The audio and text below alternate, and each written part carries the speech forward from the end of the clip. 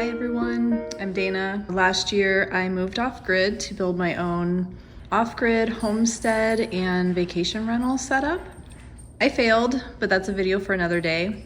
But before I left town, I made myself my own first aid kit because I have a very sensitive body. I have multiple chemical sensitivity, MCS, and I was worried about buying just like a pre-made kit. So I tried to put together a kit that was hopefully fairly low toxic, so that if I did get injured and I tried to help myself, I wouldn't hopefully injure myself even more.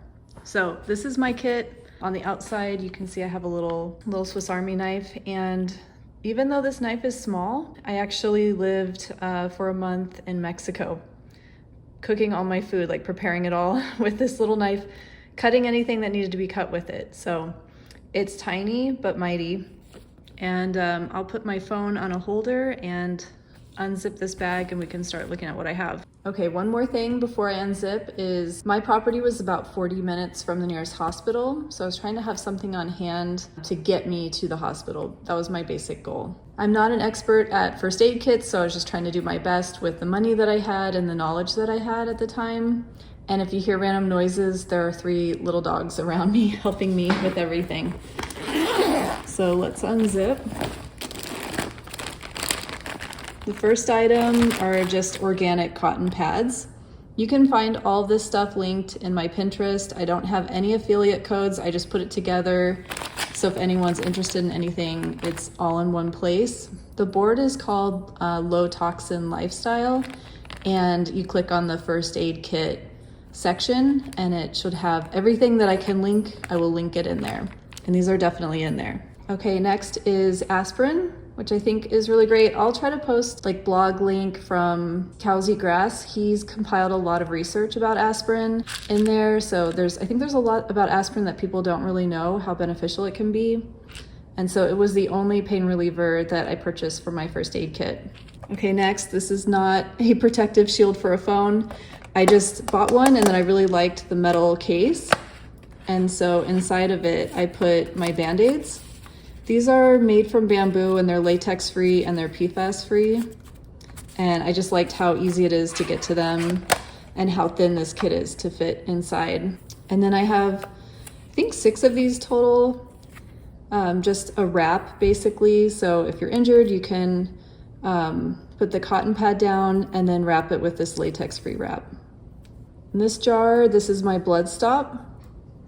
And I made this myself. I used a video by April from She Is of the Woods. I have it linked in my Pinterest board in the first aid kit section. If you buy the correct ingredients that are all powdered, this takes seconds to make. It's literally scooping 3 different ingredients into a jar and then shaking it. So blood stop was really important for me to have. Gingins, ginger chews. I think these are always just good to have if you have a stomach ache.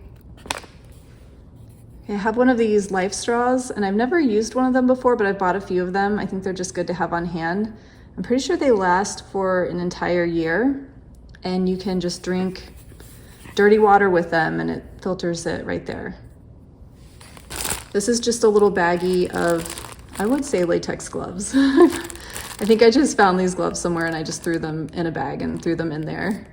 Wound closure device. I thought this would be really helpful just in case. I was actively using tools out there, so I could have easily had a cut deep enough that I would maybe need to close on my way to the hospital. Okay, this is the ozonated oil, and it's olive oil that they used. I've actually used it. This I will warn people with MCS, be really careful because it does have a really strong smell, and I cannot use it on my face. A lot of people use it as a face cream because it's incredible and I wish I could, but I can't because the smell is so strong that I actually start having an MCS reaction to it. So I use it like if I have a cut on my leg, you know, somewhere that's far from my nose, and then the smell can stick on your hands. So like wash your hands really, really well and then try to keep your hands away from your face. But anyone that does not have a sensitivity, I can't recommend this stuff enough. It is amazing for healing. It's incredible. And if you just use it as a face cream, you are so lucky. I wish I could do that. wellness formula. I haven't taken these in years, but I keep them on hand because I used to take them and they work so well for if you feel like you're getting sick, you take something like 6 of them. It's crazy.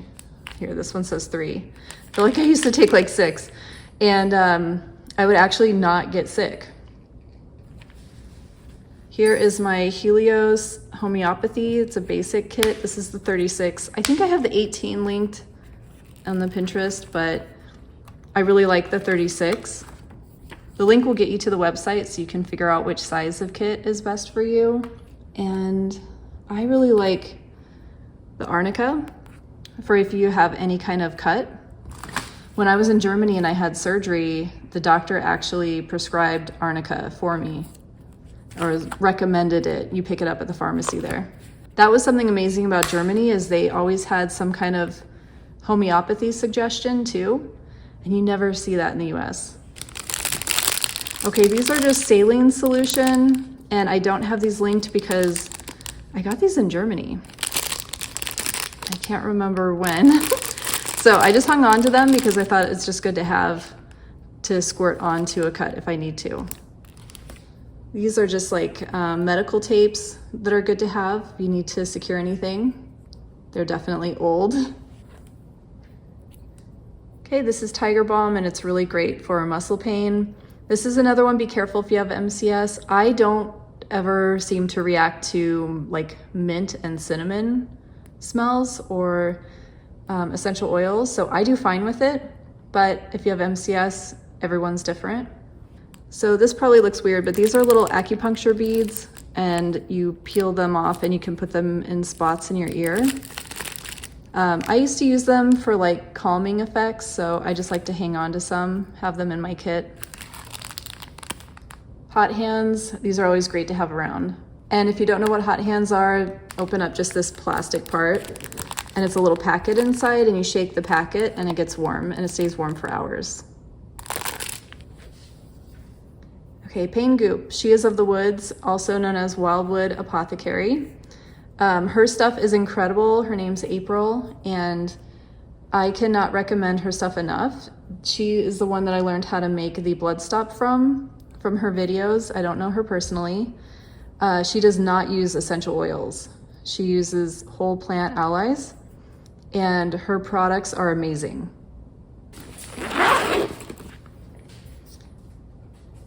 There's a lot of She is of the Woods in here, a lot of the Wildwood Apothecary. This is the pain salve. I have one product linked in the Pinterest board, and it's to like a blemish serum. I just pinned it so that you guys can get to her website if you want to, because she sells out and the website right now does not have any of this stuff. Keep an eye on it though, it's like gold to me. Pain salve works great. I also have this bruise balm, also works wonderful. I have her cramp salve. This is awesome if you get really bad cramps. It really helps. I noticed it doesn't last a super long time, so keep it nearby you if you're actively having cramps so that you can continue to reapply. Toothache oil. I haven't had to use it yet, so I don't know how well it works. Manuka honey ointment. This is for like burns. I used this for something. I can't remember what happened, and I used it and it worked really well, and I can't even remember what I did to myself. Electrolytes. I really like these raw unflavored ones from Element. I have a hard time retaining my electrolytes, even though I'm eating carbs again and have been for the last few years. For some reason, my body still doesn't want to hang on to its electrolytes. I don't know why, but anyway, I really like this because it's just the electrolytes and it's not a bunch of other junk in here, where a lot of them have like ascorbic acid and things like that, and I don't know where they sourced it from, and I can easily get migraines from those things, so this is my go-to. And then I just have some little wooden stick things if you need to spread something.